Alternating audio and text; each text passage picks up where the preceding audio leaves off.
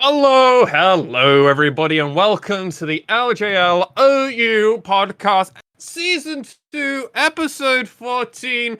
Still one of the three co-hosts here, MaskedSwan here. Of course, I'm joined by... I don't know why I'm doing this voice. I am joined by the heartwarming Initia1ise. Welcome, sir.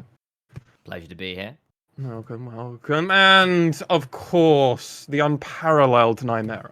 Unparalleled. What about what's the one which is you can't parallel park, that's for sure. Yeah, that's the one. Oh, I'm actually saying that. You know our home, Sam. You know our house. It's true. You actually have got to go parallel parking fairly well. That's say the unperpendicular Nymaera. Thank you, Lexi.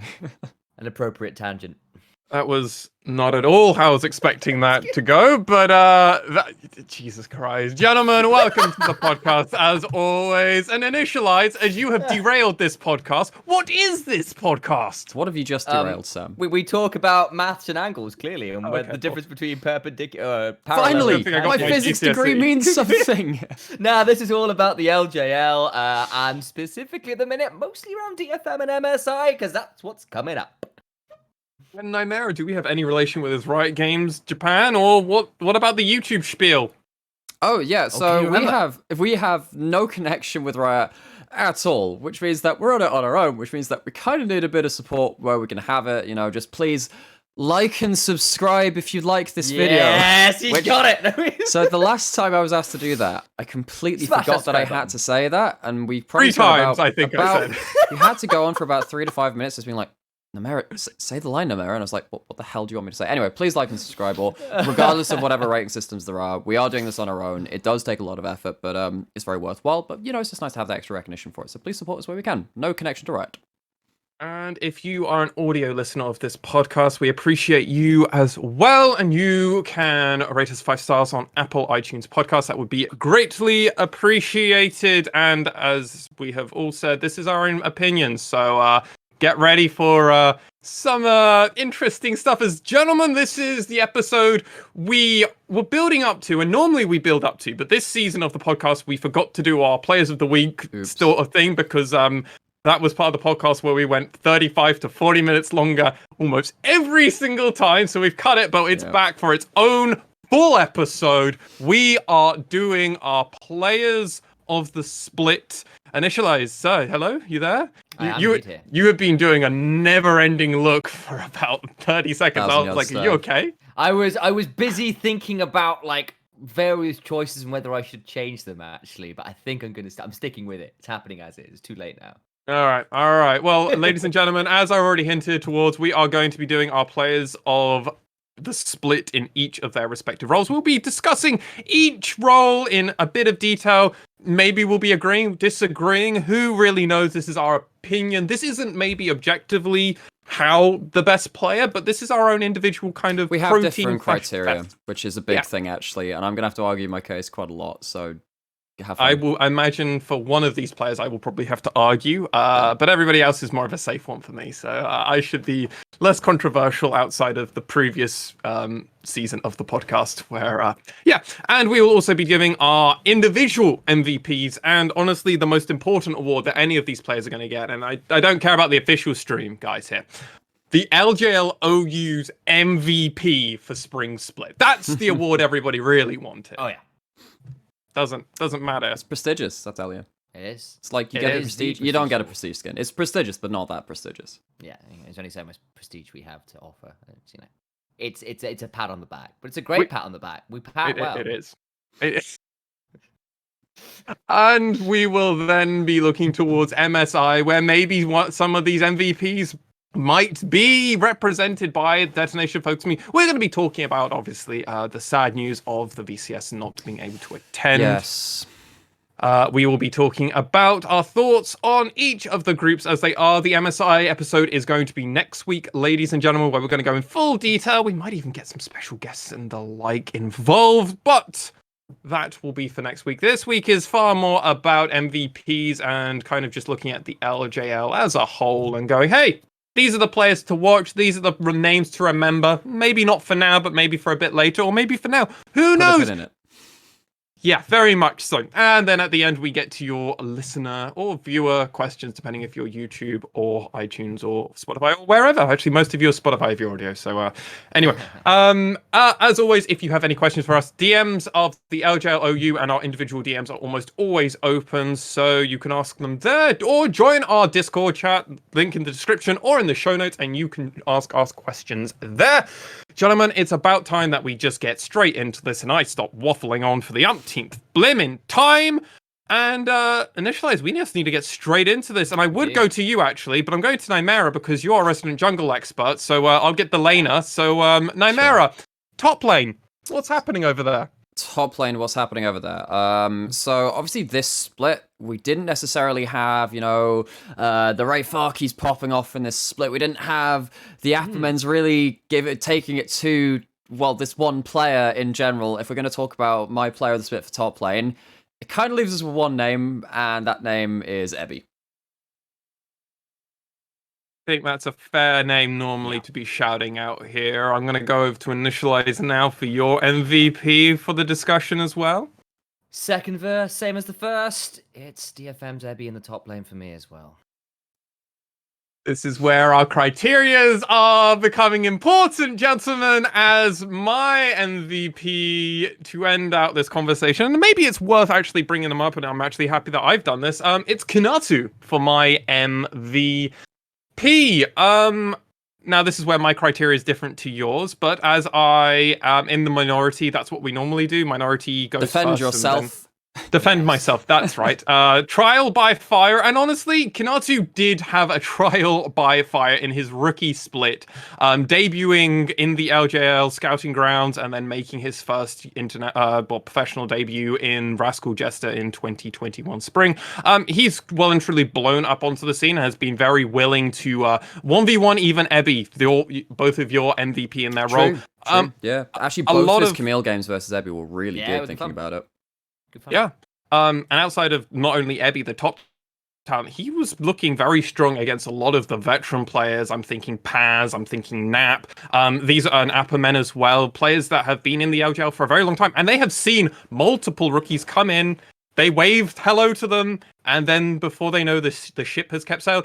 Kanatu might be a talent that we're going to see for a lot longer. He might not be. I don't know. But for a rookie player, I was genuinely impressed with them. And I think, honestly, they get my nod for just how much we saw from them in a very short space of time. Like, I see the argument. I think if we were doing a Rookie of the Split award, like as a separate thing, I think he would probably be the front runner in that. We already gave that, really, because there was a viewer question earlier in, in the split. It was like, and there's no one really outside of Kanatu you can even consider. He's just way above the rest of the rookie talent. Yeah, and like that would be my argument. I think for myself and Al, like, I won't speak for him, but I think Ebby's just been, again, a fantastic monster player. Yeah, he has. He again, his playstyle, I think, is quite distinctive, and I don't think anybody in the LJL can consistently deal with it. Like, Kanatu's had one odd game where he's managed it. People like Cog can manage it in the occasional game, but like consistently being able to deal with Ebby just being in your face, levels 1 through 3, looking to fight for that level 6 mark, and just say, you cannot CS. Yes, I'll drop some minions, but you will get none. And he just takes the top laner out of the game. I think no one else in the league does it like him right now. So I'm just going to go back to the Kanatu point, because if I were going to view this MVP through a different criteria, could I have Kanatu as my MVP? I think yes, because I think there is something to say for top lane in terms of which team needed this top laner to step up and go beyond their bounds to succeed as a team. Kanatu is the one for that. Because I look at, for instance, I could have said Ray Farkey if he had a really good split, Burning Core, made it into playoffs and had a good showing in one of their series. I could actually say, maybe Ray Farkey is a shout for that. Sure. That's not the criteria I'm using. I think that Cog is another shout, actually, for the top lane. But Ebby very much outperformed where it counted, especially in finals too. I mean, there was the one game that Cog had, which put him in the dumpster. But I think that maybe that's another thing which takes a couple of points away from Kanatu for me too, is that he didn't really do very well against Cog in that semi-finals match. He did get manhandled by Cog all 3 games, and yes, that's partly because Cog's not very good, but it's still, that's still something against him, right? It's like another top laner has outperformed you. That being said, Kanatu is a rookie. I really look forward to seeing how far this player goes, because I could see this player being a future championship winner, actually, coming in with a rookie split like this. Oh, absolutely. I have to agree. And like, that's why my criteria is different. We all know I'm slightly biased to some of the guys that came through Scouting Grounds because I loved the Scouting Grounds. I thought it was a really good thing. But yeah, no, absolutely. Ebby is like, if I was just doing on raw skill, the person that no one else wants to see and the person I would like to send internationally, Ebby is just the front runner. Understand that where I'm coming from is more of a biased point of view of I want to see LJL Scouting Grounds players actually get a nod occasionally. And yes, Kanatu is obviously, of course, the best rookie of the split. There's no other question. Yes, I love Megumin, but he had an awful split. He had a couple of good games, and outside of the start of the split, looked so good, game, and then But it went so bad. But Ebby is a monster. He is going to represent DFM at MSI, and I wouldn't have any other player take his spot. No. I think is fair to say. He plays everything. He's one of the few Akali players in the league, and he's unafraid to take 1v1s and champions that require you to get individual leads. No, he's not been focused around this split as opposed to Spring 2020, which was just Camp Ebby. Yeah. Kill them all. Renekton Nidalee, the combo. Renekton Nidalee, his set, his everything else, really. I mean, yeah, his Wukong song was whatever, but even then he turned that around towards the end of that split. Ebby is just a player where if he gets a lead, the team knows how to just turn the lever and just use that to just, break bones, man. Yeah, I think I'll also give some credit to him this year for actually being okay on weak side as well and willing to give up side lane pressure, especially saying that. And get so much farm when he's doing that. Yeah, exactly. Because I mean, if you look at his playoff stats, he's not got the greatest of CS numbers. So that's partly because he was playing weak side for Utapon and Kazu because they were against Rascal Jesters who were going to play around Sol and Secret into V3, where how they kind of got their advantages versus V3 was just blowing teleports to go bot, right? And trying to play the opposite side to where Cog was. And, that ability to play a few different styles really well. Like, yes, you can play the lane domination, be the really domineering, frustrating, you've got to fight me or you'll lose this lane kind of top laner to say, yeah, I'll play Gragas. I'll seed a couple waves. I'm getting proxied. This sucks. Whatever, we'll make it come in and I'll teleport and find a flash body slam and I might be down 50 CS, but it doesn't matter because that's what I've had to do to get my mid and bot lane ahead. And that ability to be flexible, I think, has been something that has been great for DFM as a whole this split. Kind of reminds me of, do you remember back in Spring Playoffs where he went from playing the carries into playing Ornn in Spring Playoffs? And it was not something we've seen from him in the regular season. And just come playoffs, like, yeah, sure, I'll play that. And he kicks ass. He kicked ass against V3 in that one playoff series. And it's like, okay, cool. Have fun. This is a guy who's been willing to pull out Tom Kench versus the Shy. I bring it up loads, but like this guy is willing to do what he needs to do, right? And there's something to that. It's been super interesting watching DFM backstage and just kind of seeing Ebby's role in the team because he is very much kind of the person that will follow the order, but then if he doesn't want to go in, he will make that abundantly clear to the team that he thinks is a bad idea, and the team truly respects whatever he has to say. Because he doesn't do a lot of talking in game comp, because obviously 5 people talking at the same time just doesn't work. What he says carries so much weight, and you can feel that with him when he's on Nara especially, because it's such a big, everyone goes, it's telegraphed, everything else. It doesn't fucking matter if the team just isn't on the same page for the split second when Ebby goes, fuck you, whoever they're playing against, and just ults 4 of them. And he did that routinely. Do you remember that week 2 match where they were really far behind and just Nara goes in for like a 4-man ult, and that was one of the first really big team fight games for Kazu on Rel as well. And we were just like, this team is very good at team fighting. The team fight instincts are really in place.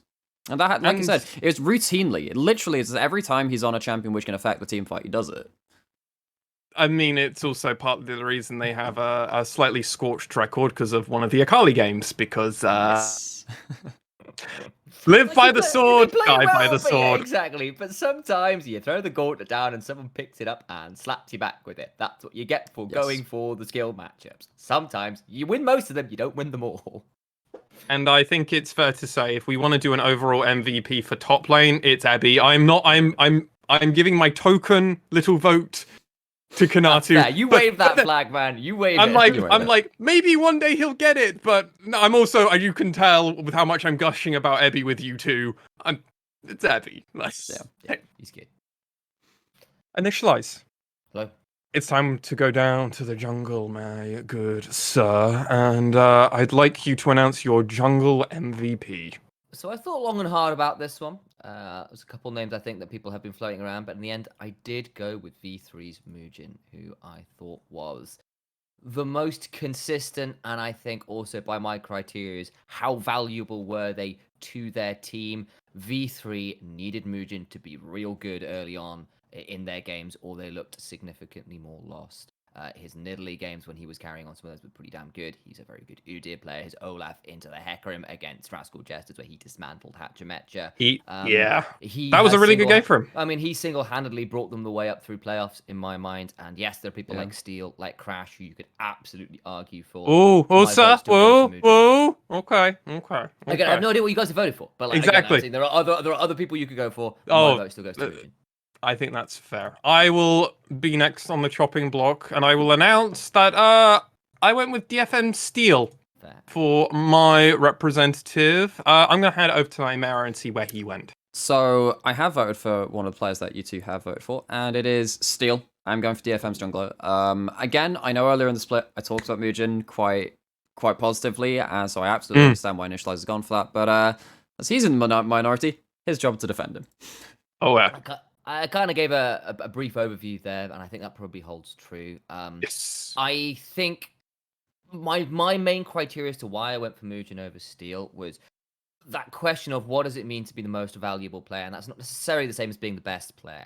That is a distinction I want to make. And I actually do think Muujin has been in contention for the best player as well in terms of jungle role. Like, there's contention there, and early on in the split certainly. Yeah, and I think in playoffs again he turned was up actually really Muujin heavily. Like the hell, that Rascal Jesters series, the Sengoku series, like he was against Crash and then Hatchametcha and won those matchups honestly for his team in a lot of ways. Like he shut down Crash and Hatchametcha, who were such big parts. The Hecarim first pick, which is so powerful, did not work because Muujin and the rest, of course, of V3 had a way to handle it. And I think there's something really important to that. And that element of how important are you to your team's success in terms of that value tips it to Muujin for me.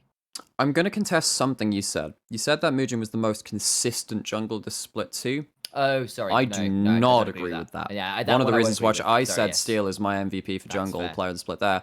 Steel was maybe the most consistent player in the whole damn league. He's up there, right? Guy is just unshakable, unflappable. You cannot get a leg over on this guy without him having a response. Yeah, you can take a game off him and, put him behind, particularly, like game 2 in the finals when Muujin did get super far ahead on the Olaf. Yeah, I mean, Steel was not having a fun time of it, but he was still trying to recover and all this other stuff, and he did a much better job of it than someone like Hatchametcha or Crash did in the earlier playoff series. Playing against an Olaf from ahead is difficult, so, actually achieving that in that game too, even though it was a bit of a shutout, you could see that Steel actually was a caliber of player that could potentially look to turn things around. His ability to change between stuff like the Nidalee, I mean, his early split fights on the Nidalee were disgusting. Steel's Nidalee is one of the best champions in this damn league, honestly. And just the poise he holds himself with, it's been very impressive to watch the split. Yeah. So to clarify specifically on the consistency, it was more in playoffs in terms of like his ability to consistently find early edges in playoffs. Was really okay, I'll agree with that. That one. Was more what I was getting at. I agree entirely with your point about Steel being very consistent. I even think if you just look more overall at Muujin's performance, he had 60% first blood participation. 50. He was commonly at least around just under 300 gold at 15 on average differential. So he was on average just 300 gold. That's like Clothfest. Like just carrying cloth armor, just carrying gold on him just over most junglers. Only person above him is Crash, who was just like, that's all he did. He just got gold.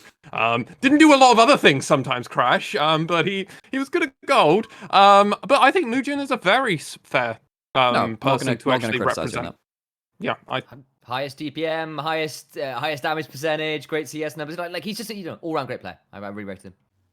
But for me, Steel was far more the important member for DFM because I'm sorry, DFM have no way having a split, and they also just don't slot in Kazu and Arya the way they do without Steel. And the thing for me is also playing jungle with Kazu, and you know how jungle support is really Yeah, important? Mugen that's played with true. Reiner, and Reiner, even though he had a bit of a mess split, is still really, really good. No, I mean, he was our MVP of 2020 summer. exactly. Yeah, no, I mean, it was definitely, Well, it was top either him there. or Boogie. It was, It might have been Boogie. Yeah, but I mean, I look at them like, still, my dude, playing, I mean, yeah, he does have some very strong laners to kind of compensate that. But so I think that's still a Mugen, like, I think you could probably view the one as similar kind of level with that one. But yes, I think absolutely. the big thing for me is like DFM, we thought they might lose their coherency and their synergy coming into this split. They absolutely didn't. They didn't miss a beat. They came in first week. They slotted members in. They slotted in Seros and gang. And yeah, there was that one game which looked a bit meh. But then they crushed the last week 7, right? When they came in and subs in with them. They really did. So I mean, I look at Steel. I'm just like, this guy is like the glue which holds everything together. He's such a stalwart player, and his Japanese is also very, very good, according to people who actually speak Japanese, and I don't. I'm sorry. It's info, lads. We're doing it. And if he's becoming a resident, which he is come summer, he is going to be the hottest player on the market. Although he's not on the market, DFM, I've locked that away. I mean, it's the same thing that's happened with Arya. Arya is probably locked in to DFM for at least till the end of summer. Funny you I mentioned imagine. them.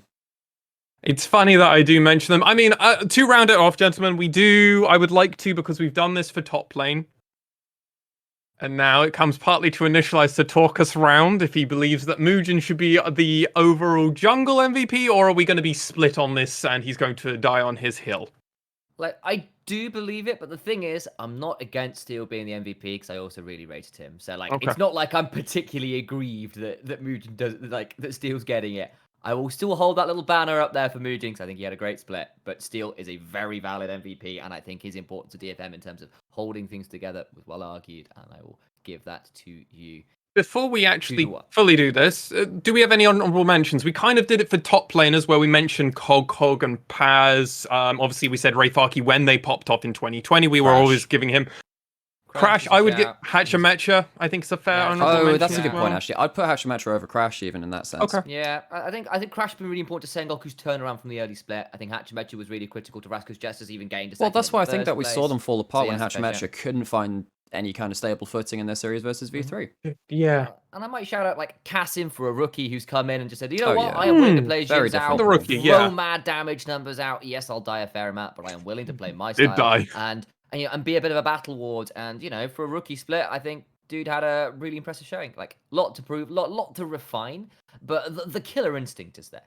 Oh, it really is. And it's like, ooh, obviously when he first came in, I immediately went to you guys and went, ooh, Chris Gaming Act, picking out a rookie who has barely played in Korea. And then he comes over to Chris Gaming Act and then suddenly starts to be aggressive and wants to kill a lot.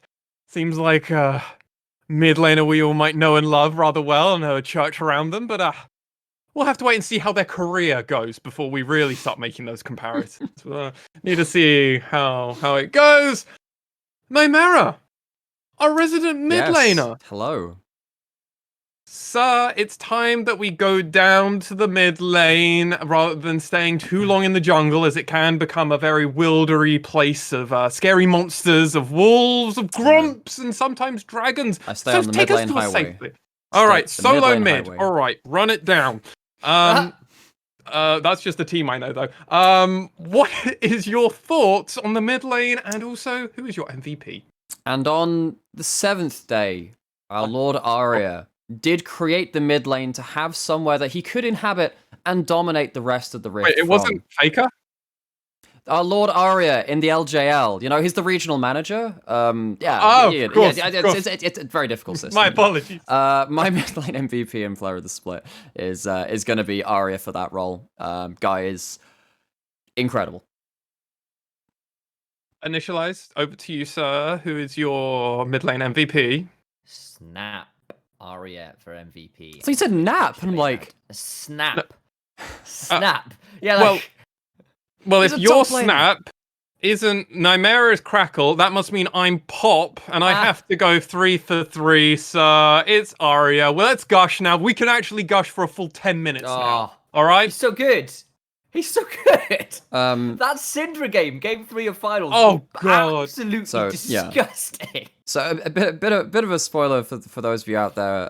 So we are getting a couple of messages about people coming in to talk about MSI and stuff like that, and we're very happy. By the way, I'm really happy with that, by the way. And if anyone Thank else you is creating to content, any retweets and everyone Absolutely. for helping us with that. and absolutely, yeah, no, it's really cool. I mean, basically, what we've one of the questions that we've been asked is so DFM so this Arya guy, obviously he's a big part of their narrative and how they change the team. Do they play around him?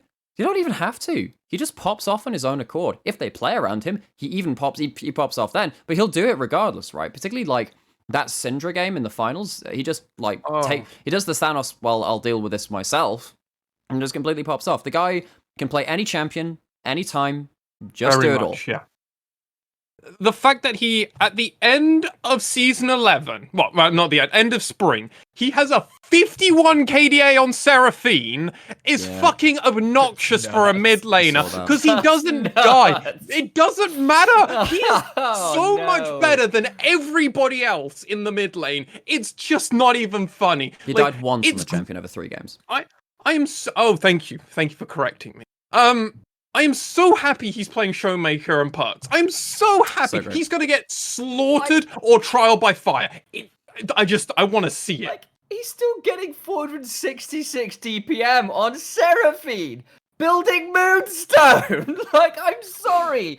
That is disgusting. And I think the thing for me, which is incredible about this split in particular, he didn't have to pick LeBlanc or Silas. I don't think he had a single game with LeBlanc or Silas, which are 2 of his most impressive champions. And they're in his top 5. And you know what? You couldn't tell the difference. He just plays everything. He does it well on everything. And yeah, he did get solo killed, and he can get as many solo kills as his previous splits. I think that's partly because he's not necessarily been having the jungler like dedicated to them and having all of the rest of the map just waiting for him to do something, and him just like focusing on his 1v1 advantages. But let's be real, he has some fucking weird junglers in 2020. Yes. Unica. CJ struggled. I mean, they had Yoshi, Unica, and then kind of struggled a bit. I mean, like, and he was still popping off. Here's like some of the stats, guys. Like, okay, Seraphine 51 KDA over the split. Syndra 30 KDA over the split. Orianna 11.3. Incredible DPM on that Akali champion too, the 16.0. Azir completely undefined. Did not die on Azir. Like, that's pretty silly. I mean, like, his lowest KDA is a bad loss on casting. Like, that is it. Everything else is at least 3.5. Like 3-ish. His rise is a little bit lower. Like, but like, some of those you go, okay, that's pretty silly. It's and unreal. You can flex between everything from an Akali to a Twisted Fate to a Seraphine to a Kiana. Like, that is a lot of variety in play style, which is really exciting to see. And I do like the fact that Al brought up, he hasn't had to be the hard carry. He hasn't had to pull out his Vladimir every game, his Silas every game to just 1v9, because he can actually say, you know what? I've got Ebby and I've got Utapon, and Steel and Kaz will do their jobs, and I can play Orianna and make sure it all works come mid lane. He has 5 champions with over a 500 DPM this split.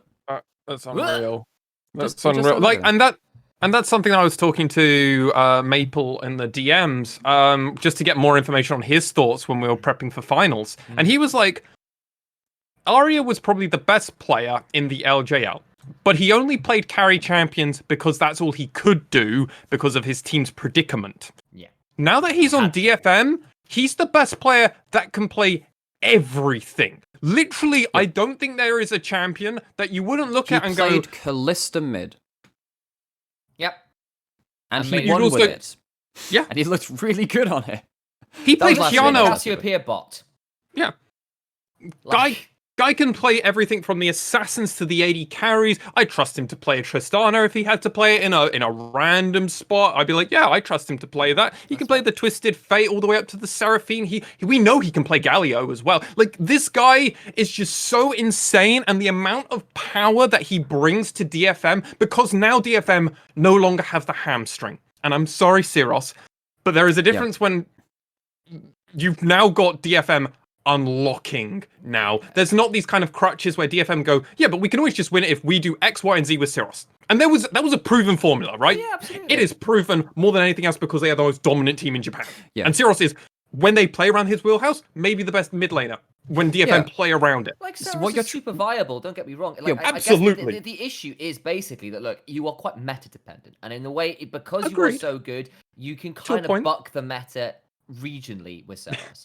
But the problem is, you ever head into internationally, and you're basically saying, look, if it's a meta where I can play Ziggs, Heimerdinger, Karma, then we're okay. We'll do all right. But actually, if it's ever a meta where you just you need to be playing Zoe and Akali and LeBlanc, or or Seraphine at this point now, right? I'm sure actually Orianna. probably wouldn't be a bad Seraphine player. Yeah, because of Karma. Right? So Yeah. I think well, just in terms of, I think he's quite smart at being about empowering his team. Like, he's a relatively smart player. But the problem is, you are still quite narrow, and that's always a weakness on the international stage. It's always a weakness if the meta ever moves away from you. Yeah, I figured this is actually a pretty good time for us to kind of expand on this too, because it's probably the kind of thing we're going to clip out and send whatever. But like the thing about DFM playing with Syros is that it's kind of like Doinby when he wasn't as successful before he found his legs in that World Championship winning roster. LJL Ace, similar story. Yeah, exactly, kind of thing, where your team has to play in a certain way to enable your champion pool. We've talked about that already. And you can buck the meta, but then eventually you hit the roadblock of just, the teams which say, square up and play meta. And if you're not playing, your Syndra, I know that Seros plays that, but like, say, for various metas in the past, playing your Akalis, which I know that Doinby does Zoe. too. But you look at Seros, he doesn't play Akali, he doesn't play LeBlanc, doesn't play Zoe, doesn't really play the high mobility picks. He's not really a great Silas player either. What you do You're not get going to see with him pull out a Kiana. Right? Yeah, you're never going to see him do that. What you do get is an incredibly practiced team playing around zoning potential of your Heimerdinger turrets. Look back to 2020 spring. There was a game in playoffs versus V3 where I think this is Ziggs and Aphelios. You have the Crescendum turret somewhere. You have the minefield somewhere else. You got skill shots heading out in all directions, and the team knew how to use that point of power better than the enemies knew how to play against it. The problem is, you do that too much, suddenly you get familiar with it. With someone like Arya, you have the ability to pull out these picks. I'm sure he can play pretty much anything himself, but he can do that to us to a much higher degree, even with his niche counter picks available.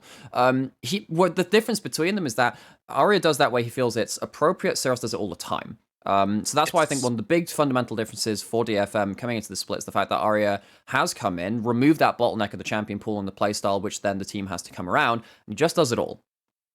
And that's a really smart thing. And just to add this in, because I'm sure Lexi wants to move us on, but like, the other thing I want to add is actually at this point, Seros is kind of free to be a super sub, right? Like, come summer, this guy is still in the back pocket, and you still have this guy who has second most tenure on a team behind Faker. Like, he's been playing a long time, guys, like since 2012. Like, Utapon is a day behind him. So, considering the amount of games he's played now, if you argue it now as a starting player, Utapon is now the second. I need to see who's played the starting player behind Faker, right? Like, that's kind of nuts. Well, Sam, that would have changed when Ramone was subbing in season 8 as well, remember? Yeah, true. So exactly. So like, there is that argument, and the point is, you still have this guy Seros, who you are incredibly practiced with, have done for years, massively veteran. And you can still say, yeah, Arya probably could play Heimerdinger, but is he going to play Heimerdinger quite as well as our boy Seros?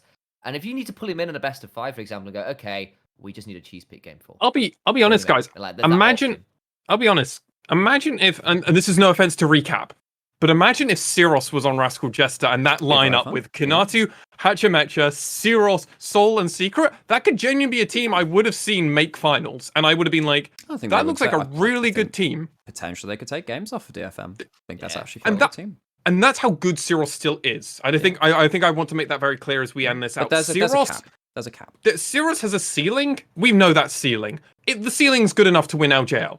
That ceiling has been proven. Now, is it still able to win LJL with new rosters being changed and some new faces?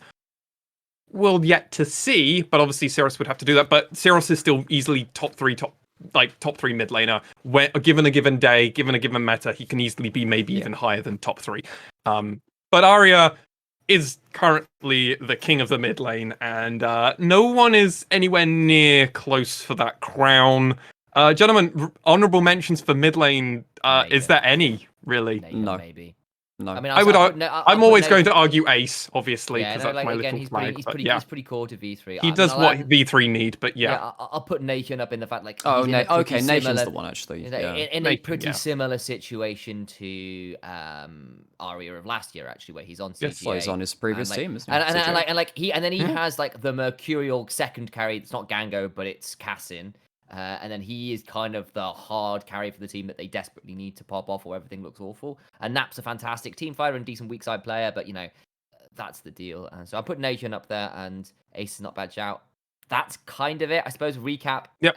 was pretty good, but I don't think he was MVP During the worthy. regular split, but playoffs were and, pretty. and and Ramone stepped it up in playoffs, I guess. But like that's But kind like of a again, none of, yeah. but then none of these are MVP candidates. No, I have to agree with that.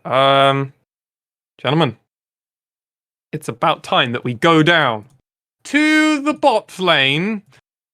And this I will actually announce first who my bot laner was, because I've not done it and I have to do one, as that's just how this works. It's rather easy for me. It's Utapon as my bot lane carry. I will now go over to Nymaera. So who is your bot lane carry? I also went for Utapon. Interesting. Okay, well, we won't go any further because Initia1ise, who is your bot lane carry? You're both heathens. Yeah, I knew it. Gone with Sol from Rascal Jesters. All right, so this is going to be interesting because I have very strong opinion that it's only Utapon. And you have a very strong opinion that it's Sol. I can see the reason for both sides, actually. Okay, so you're a bit more on the fence. Yeah. Okay. Well, how this works is always Initia1ise has to go first, but then hold your thought, Nymaera, because I will want to come to you first. All right. Nick? Okay. All right. Now, Initia1ise, your thoughts. Defend yourself, sir. All right. So, a couple things to note. Sol, again, this comes down to the way I'm generally defining. Important. Yeah, effectively. Very important. And it comes down to basically, I think both of these guys are very valid choices. And actually, I was oscillating between the two of them for quite a long time. Same. And I still think it's Sol, basically because this guy put up some absolutely absurd numbers. Actually absurd numbers. Like, he was near enough 700 DPM in the regular season, which was putting him in top 5 of players. Or worldwide for people who are regularly playing like more than 3 games. Like, this guy across all levels of play. Like, it is absurd. This guy was nuts. His Ezreal, his Senna, his ability to carry was in some ways unparalleled just from a damage percentage, from like how much of the team's damage he was doing, his DPM, his KDA, how threatening he was. And then again, I'm also heading into that criteria for me, which is actually, okay, how important are you to your team's success? That's not necessarily a category of how good you are, because you can be really good but be on a great team, and therefore actually your loss would be less impactful. Rascal Jesters without Sol would have been soulless, I think, in a lot of ways. His DPM across spring and playoffs was 669 with a 35% damage share. Like, I'm sorry, that is absurd. That is like Uzi in levels regular of split, ridiculous. 745 DPM in regular split. Like, what the flying fuck? Like, I don't swear very often on the podcast, but like, I'll put that straight out. That is nuts. And the fact that the reason that Rascal Jesters were a kind of threat in some ways to DFM was because there were not that many other bot laners who could punish Kazu quite as hard and run away with the game. The game they took off DFM was basically Sol going, you cannot hit me. He put out ridiculous damage in that game too. He slipped away from pretty much every CC that came out of him. And yes, it wasn't the easiest comp for DFM to catch him, but he sure as hell played it like a fine wine. That element of, yes, he played exceptionally well. He's got the numbers to back it up, and some of those numbers are world-beating numbers. And on top of that, I don't think Rascal Jesters would be anywhere near as good without him.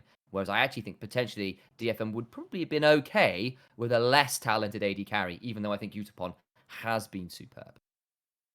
Nymaera? So, obviously I went over towards Utapon, but this is where I had to sit down and be like, okay, what are my criteria? And I think the thing which is kind of hard for me is that actually I look at a lot of different criteria, and then I look at how impactful each of these different factors are, try and take them all together and then bring it in, right? So I'm looking there and like, for instance, one of my big things is how much better is this guy than the next person in their role? How important are they to their team? How do I think they are overall as a player compared to the rest of the league? That's just a general thing. And then there's a couple of X factors in terms of what doesn't show up in the numbers and stuff like that. Because Utapon, it's not going to show up in the numbers that he had to lane with a support which has not played professionally for quite a long time, coming in as a coach, breaking up his regular duo lane pairing with Gang, who's one of the best players in the league. He came in and had still a stunning, stellar split. Utapon is one of the few players who just never catch flat-footed, really. This guy is just Mr. Incredible. of the LJL. He just does everything. He was a top Watch player. his Ezreal games. His Ezreal gets absolutely nuts. I think that Sol was more important to his team. I think that's one way which I would say, okay, this guy is, that's a consideration taken there. And for instance, in an MVP voting for the split, that is something which I take into account more importantly, right? Whereas I think for like your all-pro split and stuff like that, I'm looking at bot lane, I'm saying Initia1ise I think is the better player. I think because of the way that the map was set up, because actually the rest of that map means that as an AD carry, much like Sneaky and Cloud9, and particularly for the AD carry role, this is so much more important, you are not getting the same resources as someone like Sol. Sol had the highest gold share of any player in the LJL, and he carried with it. Very much an Uzi archetype, like Sam was saying.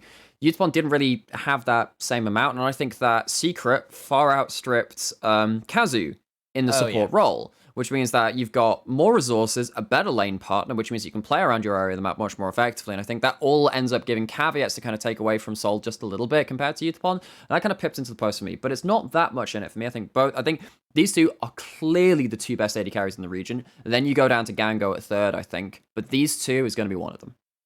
Absolutely. I have to defend my point a little bit here. Initia1ise and Sol are basically hairs between one another. I'm not going to deny that.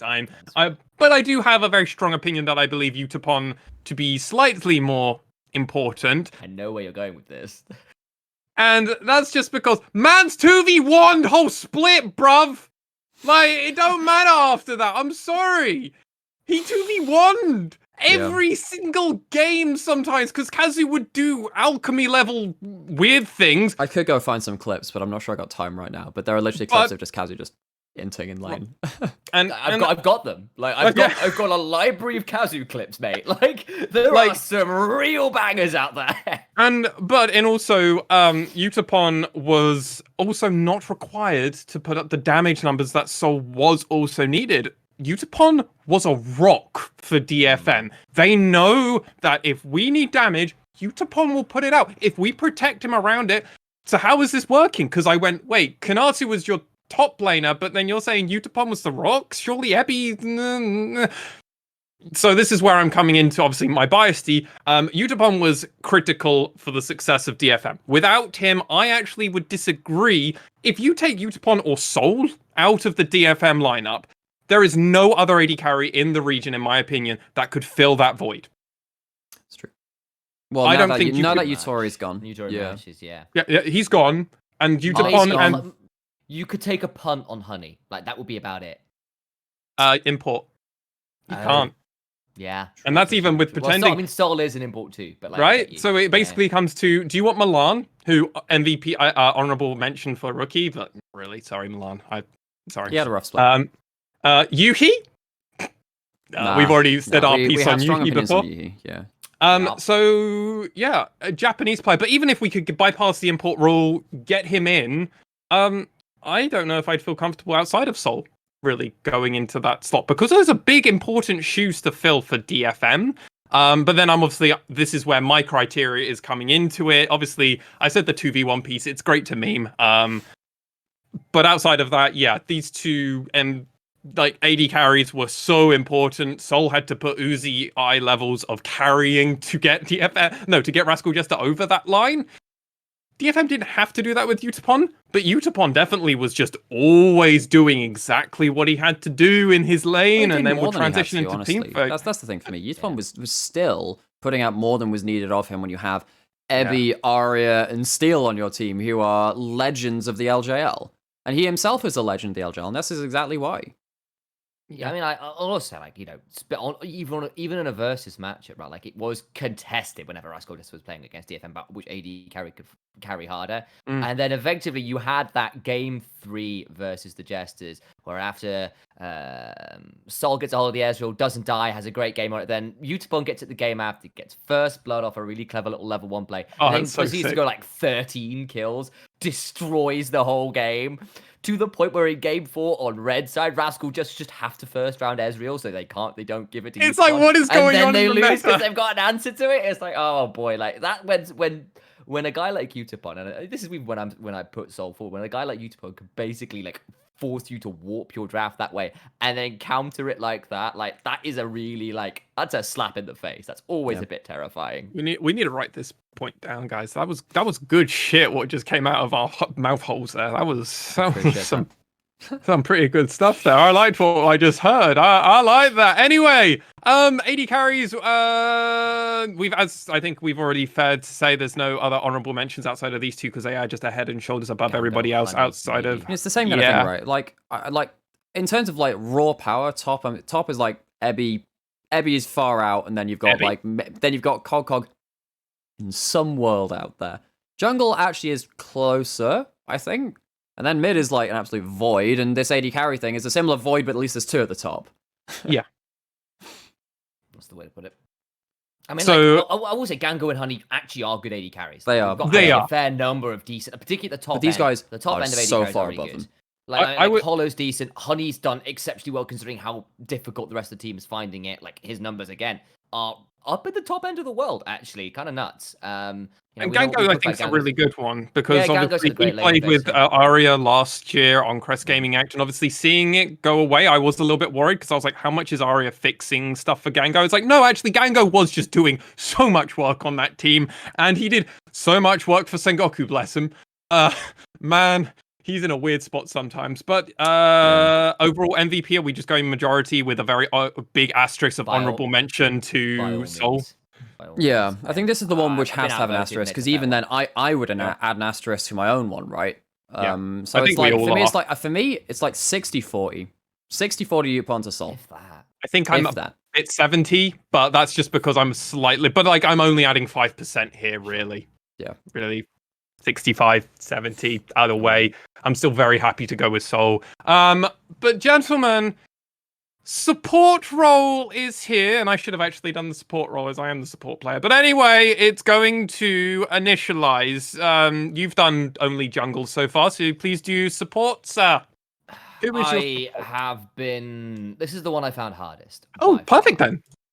So, in the end, I've given this one to NT.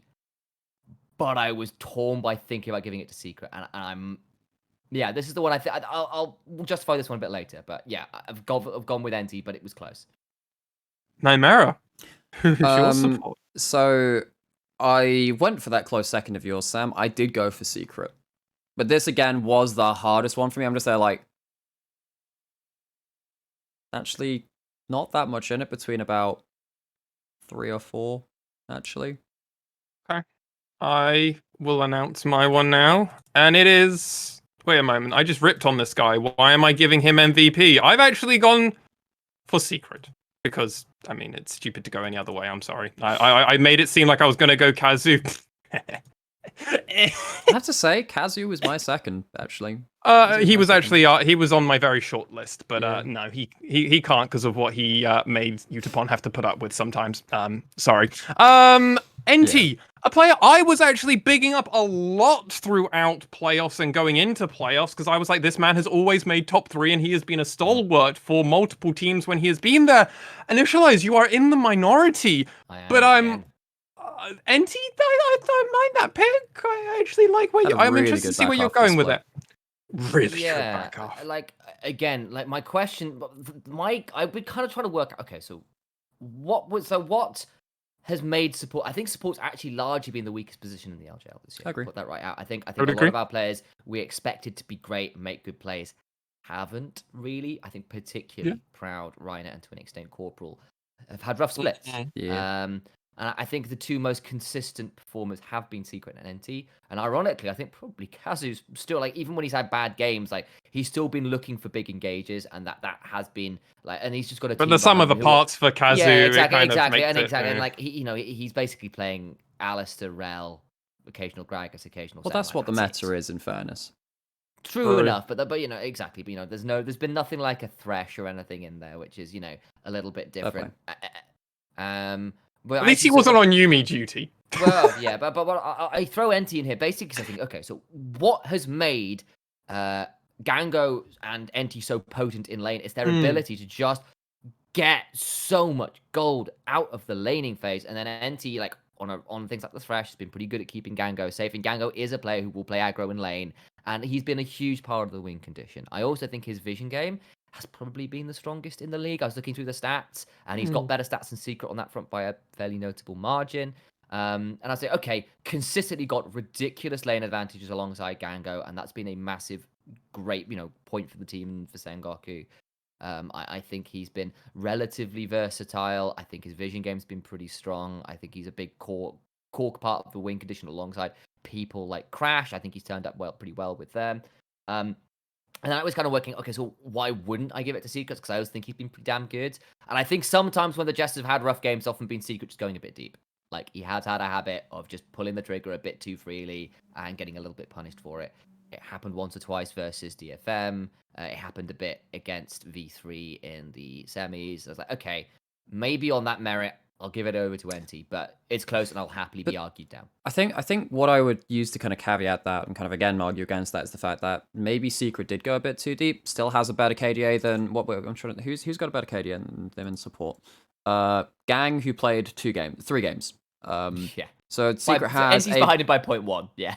Yeah, so Secret in terms of KDA, so Secret has a 4.16 KDA, NT has a 3.52. This was across the regular season. And then Secret had a 70. Wait, what was the kill participation? He's got great kill participation, 76. Yeah, his kill participation in the regular split was near enough 78% compared to NT's 63%. That's mainly because Secret was so pivotal in team fighting. Yeah, I mean, the support meta right now is a lot of team fighting, and NT went more towards the Thresh and more the lane dominance kind of thing. I think they're diametrically kind of opposed in that regard. NT's not necessarily going to be your team fight initiator where Secret was, but Rascal Justice kind of needed him to be because Recap and Kanatu are playing more of their, their solid early lane champions, having your Orianna, which is not the initiator, more of your Renekton's, which are less again about that. And what that meant is that Secret often had the engaged burden put onto him, and they did really well with it. I think that you can't... in terms of the other supports this split, unless it was Reiner on Rel, I don't think anyone else really matched what Secret was doing in that regard. And, okay, actually, no. Kazu in the finals, his set was really good. Outside of the first game, which was a little bit like, oh boy, that's back. Well, no, it was half and half. It was really good when it worked. Yeah, true.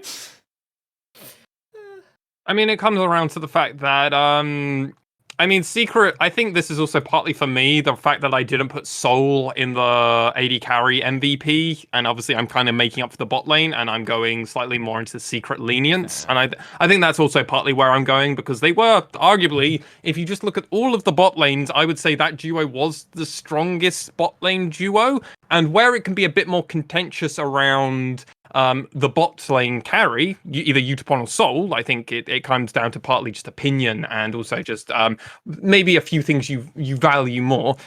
For me, Secret was just better than almost everybody else on just so many metrics that I'm just like, everybody else did fine in the support role, but I would only argue that Secret was good. Which is normally a weird thing to caveat because Gang is almost always in the LJL since he's been a part of DFM, has been that great player. That player is always going to challenge everybody. We saw Reiner start to actually challenge for that in 2020. We saw NT also putting up very good results. Corporal as well was starting to get up some moments. I would argue with Gang missing from the support position, it's actually shown a huge void of skill that went missing in the support role, and I would argue that Secret kind of stepped into it as best as anybody else. This support pool, this support MVP, the support crown is absolutely free for Gang in summer. I'm just putting that out there. If Gang doesn't claim it back in summer, something horribly wrong has happened. Yep. So are we meant to be having a full MVP roster of just DFM? I mean, close to... I think that's summer. That's what we're looking at, actually. I mean, that's the reason we want this squad, right? I think we want that because they want to peak for Worlds. Yes, I think that's okay. As long as they actually have a team or two which can challenge them, and they were to an extent. That's pretty good. I will say, to not Defender of the Faith, but Defender of the Kazoo. I do think that Kazu did play the role he needed to within teamfight initiation too. I think that I think it's still important for him to not get dismayed by into lane every other engage not working out, but just pulling the trigger. This is kind of the coach's mentality too. I think or rather, the C9 high, and probably a comparison is worth making here between season 3 and season 4, where you know that the fight needs to happen now. Doesn't matter necessarily how it happens, and what High would often do is be the person to die at the start of it because he's made the flashy play. Kazu does that for DFM, and he has done it for this split. He goes in as Set, he goes in as Gragas, whatever, and he'll make the big team fight play. Again, watch those finals. His Set games when they were winning were actually really fucking good most of the time. There were a couple of scuffed engages, but the majority of them were really, really good. And V3 just sat there like, oh my god, we can't fight back against this. He's decisive, right? And that can be really important, because if you manage to retain that confidence going onto the international stage, that could actually be really important versus teams which can be arrogant and overstep. Because if someone is decisive and goes, I'm going, Leroy Jenkins, raise your kazoos, he could make a really good impact on that. I do think that Secret was way more consistent. I think that they actually, in terms of the higher end of the engages, though, I think Kazu was actually best on that this split. Yeah, he definitely has some I mean, engages. And like, to back up NT as well, CGA, watch that CGA versus Sengoku Gaming from first round. This support. is eviscerated. Like and Alchemy and Milan. Yes, that is a rookie support, rookie AD carry. So we give them a little bit of a pass, and then we've got Alchemy, who I have given my opinion on. Yeah, he's not a laning support. He's not much of a thing. He's a ward. He's a very good ward.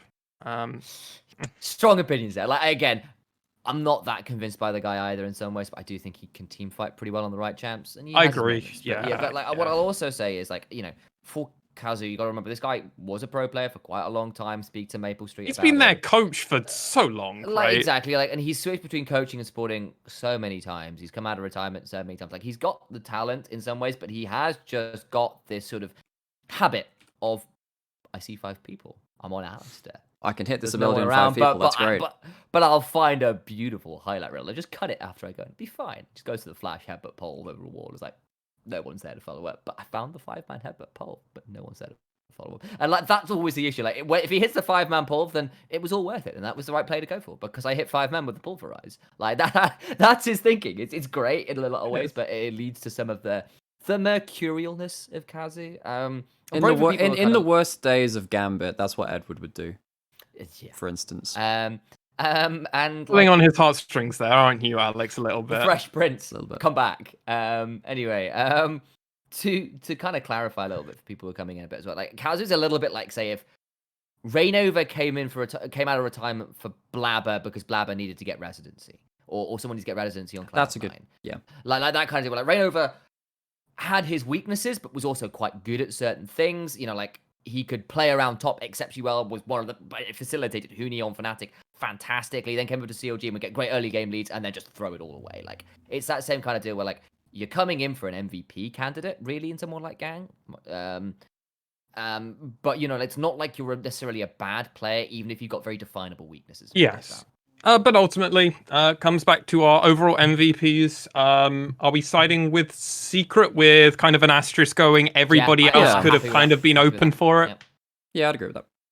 Well, gentlemen, it comes to our final thing. The most important thing, we announce our individual overall MVPs, and then we have to try and figure out who will be representing the LJLOU and getting that Twitter shout out where they probably will not even realize what's going on and they'll be confused. My MVP for the LJL 2021 Spring Split was Aria. If you couldn't tell from what our gushing was earlier. I will now go over to Initia1ise. Who is your overall MVP? I gushed about this guy by myself, and I will continue to raise my Jester's flag high, because Sol is my MVP candidate. Very, very fair. I have the tie break. I have the tie break. I know where you're going with this. I know, like, your heart will not Nymaera. Astray. Sir, who is your overall MVP for the LJL 2021 Spring Split? So, I'm not going to lie. I kind of came in and was like, I was arguing against myself to see if there's any reason I can't give it to this player. And I had to caveat so many damn times. Because of the criteria, you're just trying to make a reason not to. You use for MVP, which can be so diverse. And I completely failed to do that. I'm voting for Aria. Yes, you are. Well done, sir. Well done. Woo! Well done. Woo! Well done. Now, Initia1ise, come back. No, come back! Oh, he's coming in to slap you. no. All right, that's fine. Get out of here. Come on. We're taking this one outside. You're wrong. Oh, well, when he comes back, he will have to defend himself for Just been MVP. assaulted live on air. I mean, it's going in the podcast, so he'll have to deal with that. Violence is always the answer. That's how I get my way. Of course. As the older sibling, but sadly, in the minority of this one, you must defend yourself for why Soul is the overall MVP for yourself. And explain your point more than anything else.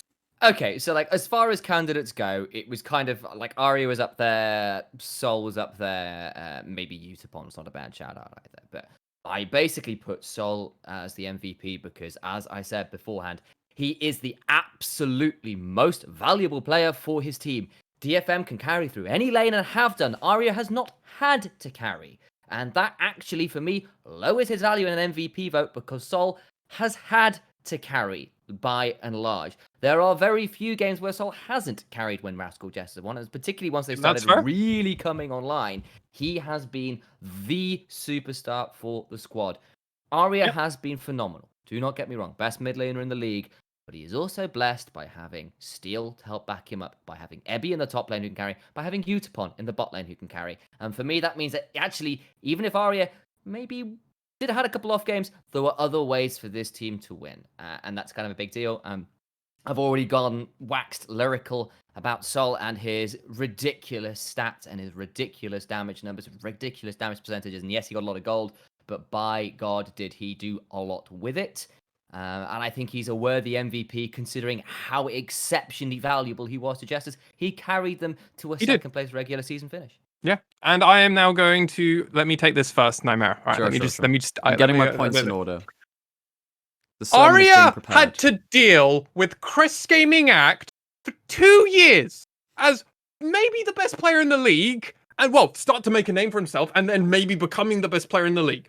He then joins DFM, and now you're not going to give him MVP because he's now on the sum of his parts are actually now remotely equal to him. No. on CGA, and now he deserves, in my eyes, to still be the MVP because he's just so good. He is raising the overall level of play. I am so sad that Boogie left the league. I am so fucking sad because Arya keeps elevating the level of play, and this is what I believe Arya is doing. I want Sol to stay for the exact reason. Sol is helping elevate the level of play. Boogie was doing that in the jungle, and we don't really have that for the top lane. We don't really have that for the support, because once Gang was left, that was a void, and we've just discussed support role, and that's open for anybody, really.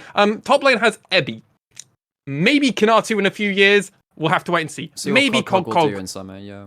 Right, but outside of that, it's Ebby, and Ebby's not really upping the level of play because Ebby just plays his style and that's it. Arya plays fucking everything now. The fact that he can go, I'm gonna just play Seraphine, I'm gonna play Lucian, I'm gonna play Twisted Fate. Oh, I could also pull out a Galio or a Kiana just because I got everything in my back pocket.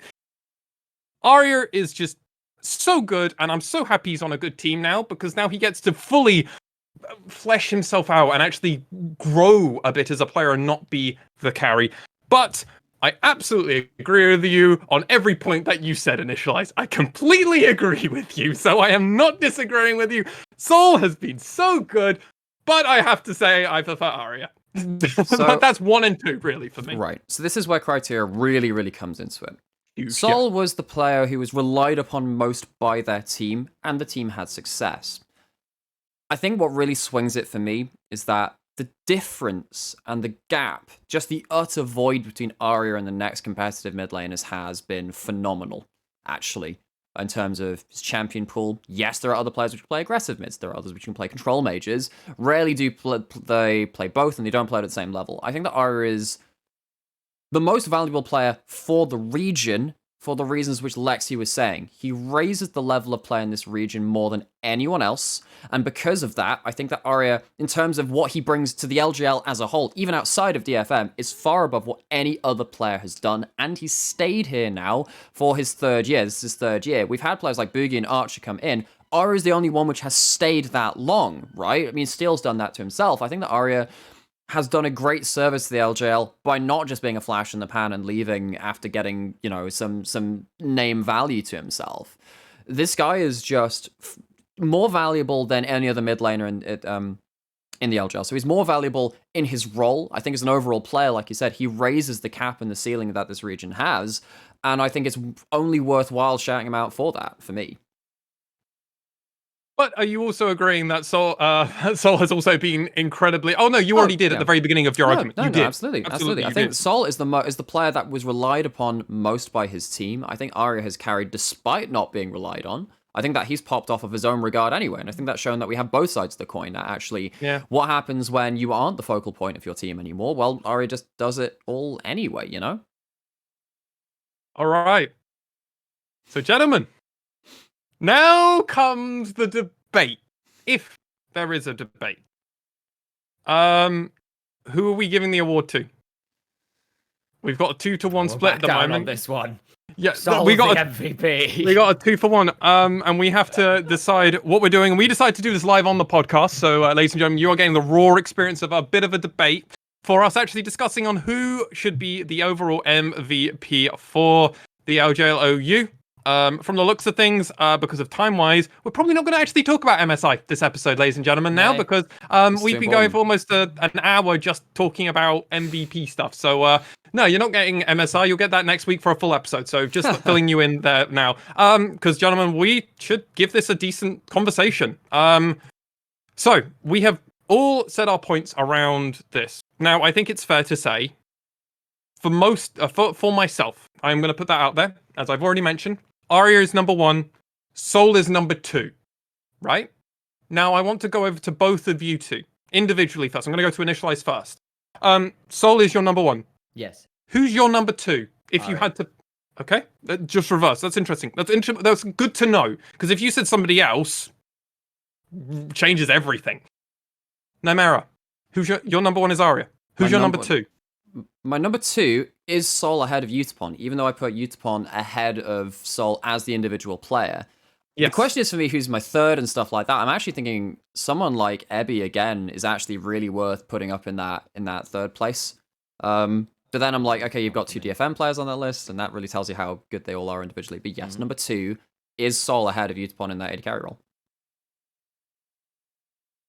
So we're all just switching around, and we're all...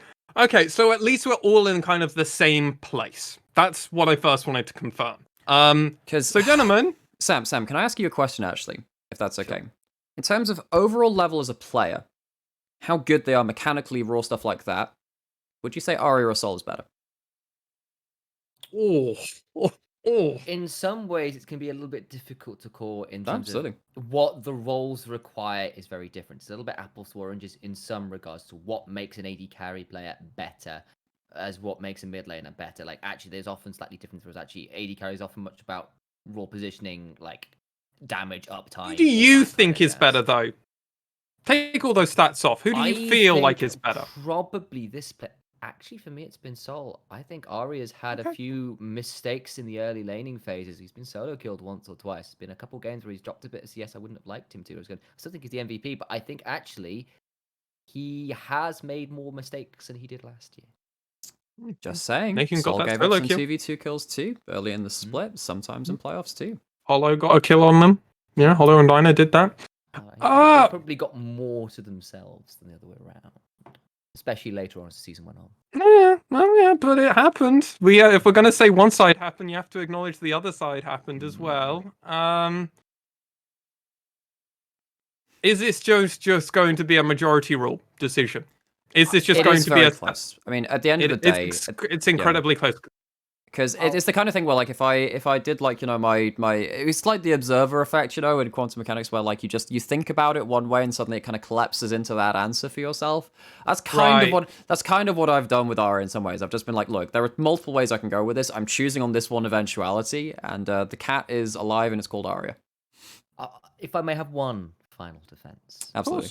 So 2 things I'll throw out. 1. You called One final defense, 2 points. I know, but 2 points to this final defense. You can course, do that. That's fine. Absolutely, you can. So specifically, you made a comment saying actually Ari has raised the whole level of the LJL. Well, I would argue Sol's probably done the same because we lost a lot of important bot laners, and Sol comes in to a team that was effectively, and this is kind of where I'm coming at it, was the kind of this dual point. So one saying, actually, I think Sol's done the exact same thing to raise the level of the LJL, particularly in bot lane. That's fair. It was looking like we could have had some real dearth of talent there, and it's not been that way. Let him have both his points. Let him have both his points. The second thing to come up on that one is actually also the Jesters look like a bunch of misfits.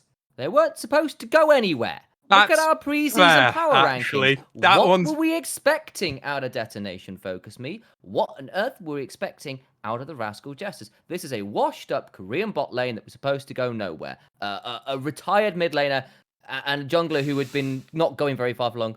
Surrender! Not doing very well for a while, but he's been too busy dadding, right? Like he's being a father. He's not had a chance to be a good jungler for a while. And in top lane, you've got a bloody rookie. What is this roster supposed to do? And you managed to find your way to, in your kind of first split as an organization together, second place, push DFM, come up with some ridiculous stats. Like, that's what's elevating the whole of the LJL. That is a full-on Cinderella story as a roster and as an organization. Like, how bad have Rascal Jester been for how long? How long has it been since they took a game off DFM? And then they come do this? That's great stuff. So, Nymaera, I don't think we can disagree with that second point. I think there is something to be said about there is something to say about our power rankings of Rascal Jester were very low and DFM were a solid first. I think part of the caveat to that would be we hadn't necessarily seen these players before in a lot of ways ourselves, right? We knew that Cog was good. Not a Cog, because that was Action Matcher. So we knew that Action Matcher was very good, right? Kanatu coming in as a rookie obviously came up and had a big performance too. Recap, we hadn't seen them in a while in this bot lane. They hadn't played in the LJL before. We had seen Korean imports do very well in the region before. But yeah, we did say, okay, they kind of look like they've kind of just got a bit of a garage sale of players coming in. I think that we had a bad read on them. I think that they did come in very, very strong. I think that, but then yes, there is still that caveat of, yeah, this was what we expected to be 6th to 8th place team coming in second regular split. And that is largely due to Sol, actually, and how he overperformed due to our expectations. I think for me, though, like... That first point, though, I've got problems with. I think that the other thing as well, though, is that, I mean, if we're talking about expectations coming into it and how they were broken, I do think that Arya broke my own expectations again, because it wasn't like he was unable to slot into this team and that he couldn't coordinate and he would only play his assassins and he was melee champions, because that's one of the things I was worried about. Is he never going to play control mages? And he played that most of the split and he played them damn well. So again, I don't think that I think that's a point you can kind of make towards both of them in terms of the expectation aspect of it. I think I misspoke a little bit about my point about my issue. Oh no, I do have a mild issue with your first point there, Initia1ise. And I think Nymaera, with maybe how he wanted to come in, also might have a slight caveat. Yutori left. Of course the overall level of the region is going to go down. The rival for Utapon that has been there for ever, it almost feels like, he left. So, of course, there needs to be someone that's filled that void. And I'm Arch also leaving. Yeah, exactly. Which I think detrimental. Having Sol and Hollow coming in, Art as well. Like, I think it's really good. Honey stepping up. I think the fact that Sol comes in and is immediately looking to be like really damn good. It's good, but that's not enough. Where I'm just like, you can't argue that the region's getting worse or getting better, because at the same time the region just got worse. Because we're losing so much of this historic talent in the region, and we're now putting it on untested or not truly proven rookies yet. Obviously, I bigged up Honey last year, and then he had the fucking awful split. Let's be real, like awful season really for a rookie. But Sol came in and absolutely floored it. Right? He filled those void of Yutori Marshy. It's not Yutori, but it felt like we had someone that was very much filling that void. At least for me. I think the thing for me is, like, I think that Sol fills a void. Arya just, like, pushes into it, though. Like, he is at... I don't think that Sol has upgraded the level of AD carry talent in this region because of the nature of Archer and Summer being so good, Art in Spring being ridiculously good. We've lost a lot of good AD carries. And yes, Sol is another very good AD carry. The LJL has seen good AD carries before. They've never seen a mid laner this good. Never. I don't know. I think Dash and Ramane back in their day were not to this level, not to this extent. Not at this point in 2017, time. This is the kind of the thing. argument when Arya came in, he wasn't first when he first came. But you look at Dasher and you look at Ramune coming into their splits and whatever. Would you have put them as world beaters? No, I wouldn't have said that they would be, EU mids, other wildcard mids in a lot of ways. And in fact, they didn't. I look at Arya and I'm thinking, this guy could legitimately be, after getting getting blooded on the international stage, could be the player which leads LJL to a world's strong run. Could lead us to world groups that we've never done before. And that's why I think that just the importance of this player to the region is so incredible. I think that Arya is the most important player in the LJL because he's the one player I can see bring us to international success. I don't think Sol can do that in the level that Arya can. Yet, maybe. Yet. But we're talking about now. We're talking about this split. Of course, yes. I'll also say I think Sol put up much better numbers than Uturi and Archer did last year. Like statistically. In spring. Sure. But overall, holistically, I feel like he's doing what we'd already seen before. Stat-wise, sure, I agree. He's performed better stat-wise, but then also that's a very apples to oranges comparison because you're comparing two different teams, Blank and Pyrion and Yutori. Like, of course, he's going to have different stats to what he had with Hachimecha. Sure. And Appleman, who always needed to be played around too, and right. So. And even so, my point being, like, actually, I think that potentially, I still think that someone like Sol or Utapon could do just as much damage potentially in terms of carrying people. Not that I disagree that I think Arya is going to be a fantastic option. That's true. And I'm not exactly. Yeah, no, you're right. You're right. And I'm not exactly. I still expect those guys potentially. They could be great opportunities to carry on an international stage. Like I think it's wrong to assume that Arya is the only way that could happen. I think that the way that I've chosen to read things for this MVP is that Sol is probably the most important player to his team. Arya is by far the most important player to the region as a whole. Arya is just a shining star above all the other players in the region in terms of what he can bring from his role and as an individual player.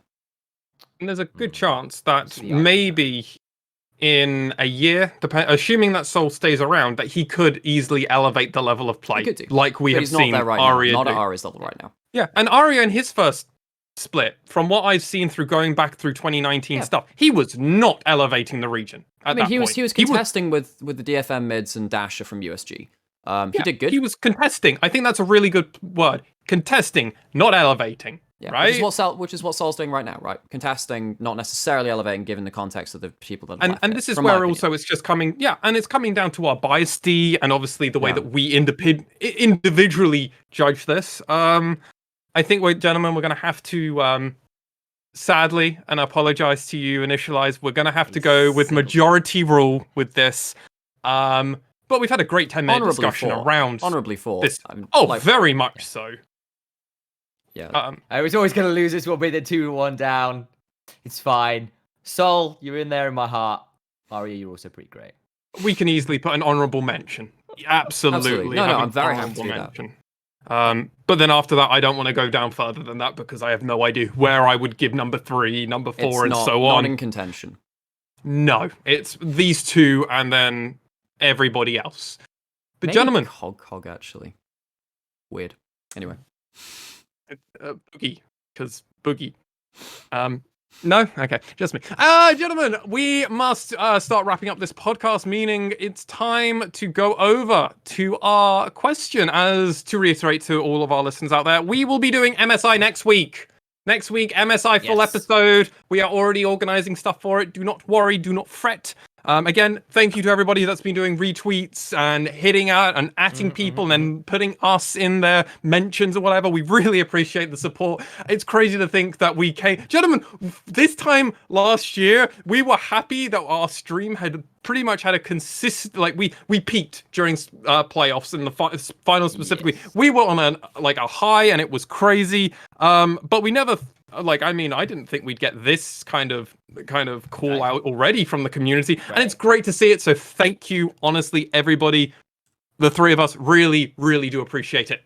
Again, podcast question. If you have any questions for us, you can ask us in our DMs on the LJLOU Discord or in the LJLOU's Twitter account. We are always engaging and looking there on a regular basis. Korsov PBE. Korsakov? My poor dyslexic brain. asks us, which emerging region talent are you most excited to watch play at MSI besides DFM, obviously? I'm going to come to Initialize first here. I would have said the VCS. Again, I'm sure we'll touch on this a little bit more probably next week. Yes. But at the same time, I think it is worth mentioning right now. It is an absolute travesty for the VCS. They can't get out. Its travel restrictions in Vietnam are very, very strict. Effectively, you can leave, but you can't return. Is the gist of it? There are same thing which happened exceptions, last Worlds. but it takes a lot of time to set up, and you already need a lot of time to get visas and stuff to get to Iceland from Vietnam. Just not feasible, and it's a real disaster because it's 3 international tournaments in a row that have now been missed. Poor Catty has now missed the 3 international tournaments he's qualified for in a row. Absolute disaster. It's a real shame. Yeah. There's no way you can even make it up to a player like that. No, I mean that's the answer I would have given. I would have said VCS. It's sad. It's sad as hell. So I guess we've got to answer like of the other teams who we're most excited to see, but it would be VCS. You are in my heart. Probably for me. Yeah, I think all 3 of us are unanimously all VCS because that is our them. right. And we also have a relationship with the other unofficial broadcasts, right? They immediately were helping us out and shouting us out and just engaging with us more than anything else, just saying hello. So yeah, we are biased. I mean, I think both of you have appeared on their stream, and I've helped out in the background. So I mean, we're all close with those guys. And Gam, you got fucked over, guys. Like, there's no other way for us to say it. Like, they got unfortunate. But out of the other teams, gentlemen, I am most excited for Infinity Esports. I've been following the LLA kind of a bit on the off. I mostly was only really paying attention to Boogie because I think that's good for me to at least know some of these players and then kind of follow it. And then if I like to follow Boogie. Infinity, well deserved, honestly. Infinity Esports played really well. Solid Snake basically prevented Boogie from doing a lot of the really invasive stuff. Also, by the way, the bot lane is fucking terrifying from them. I am very excited to see Ackerman and White Lotus. They got like most MVPs during the playoffs season. They were out far and beyond the best bot lane in the LLA, and I'm very excited to see this team perform in the international stage. And playing as DFM, that's pretty cool as well. What about you guys? Anybody else? Any other teams? I'm trying to think who I'd want to shout out above anyone else. I mean, part of me is just then like Payne with Tinones coming back from 2014. You know, I mean, he has been, as well there. Yeah, the guy's 30 years old, but like he was the Ari on Kaboom that completely screwed over Alliance. Even though they last picked Kale and had a crappy draft. I mean, I'm still not going to forgive Wicked for that, and that was before we had coaches on stage. So I was an Alliance fan, damn it. But yeah, I mean, Tinones has such a weight of history to him. It'd be really cool to see Payne do well on the main stage. So I guess that's one thing. But yeah, having LLA versus LJL again in our group stage should be really fun. I'd be interested in seeing that too. I think for me, it's probably PCS and PSG Talent if you count those as emerging region. I know they're in a bit of a weird space, but I think PSG Talent look really strong again. They have got a hell of a roster. I think they could be a real threat. I think on top of that, maybe the LLA guys with Boogie. Well, no, they're not. Boogie's not coming, but is it Furious who made it through? I forget who made it, but like it was a pretty exciting series. It's Infinity. Oh, yeah, it was a reverse sweep, like 2-0 up, and then reverse. Right. I was just on the edge. Furious are our team with Boogie on it, Sam. So yeah, that's right. That was the way. Again, so I've not looked at, but from what I need to go back and watch those finals, but I heard they could be quite exciting. Whereas I think PSG Talent, from all the things I've been hearing from various people and analysts, I think could be ones to watch. I think they should be really good. They had a great run-ins last year at play-ins, and I think they could be pretty scary. River's still on that team, which is they have terrifying. Maple back. They have Maple back too. So it's not. Yeah. Was it Tank in the mid lane before? I think so. River, yeah, remember this is that's exactly what Lexi was just saying. Yeah. So we have ourselves another an LJL alumni out there. Oh yeah. No, I mean things like we could sit here and wax lyrical about any of these teams, honestly, because it's great. I mean, I love watching emerging regions, try and make something for themselves, like your old Albs Nox Luna, like your PSG from last year too. These teams would like make a breakout. I really hope it's us this time, but it's great to see those success stories coming from other regions too.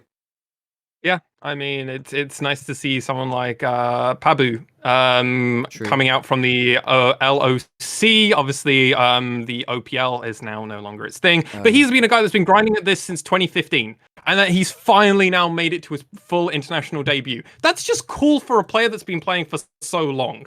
But like, yes, as Nymaera said, we could wax lyrically for ages about almost all of these teams. There are tidbits and facts that we know about these teams. Obviously mentioning River, I was like River, and then you guys like LJL. I was like, oh shit, yeah, I knew him from somewhere. I just knew River was a name I knew. It's like there's so much history around this, and this MSI is definitely setting up to be one of the most exciting. So I think we each have our individual teams, but overall it would have been GAM just unanimously, because we want to see them play, and the fact that it's going to be maybe almost a year and a half till we actually see the VCS on an international stage is incredibly sad. And I mentioned I mentioned this to you guys off stream, but I don't know if we would have kept doing this if LJL hadn't had international performances, debut.